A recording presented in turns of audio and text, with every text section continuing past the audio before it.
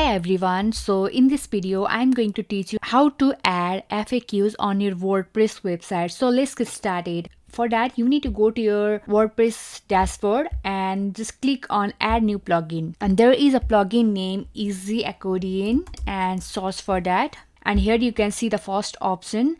It has quite good reviews and it has already 60,000 plus active installations. So just click on install now and activate it. So here you can see the easy accordion. Click on that and click on new FAQ groups, and you can give any title. For me, I'll just type demo. Here you can see there is an option called add new items by us, and this is the title, and here you can say the details about it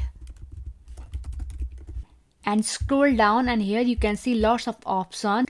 There is activator event. If you want the FAQs to open when you click on that or when you hover on the title, I just went with the mouse hover. And what do you want your FAQs to be folded or unfolded? For now I will go with the default. Click on publish, and when you go to the easy accordion, and here you can see the shortcut code, just copy that. Let me go to my website, and I just want to add the FAQs below my contact section. So click with the edit with the Elementor, and here you can search for shortcut and just paste that code here and click on apply.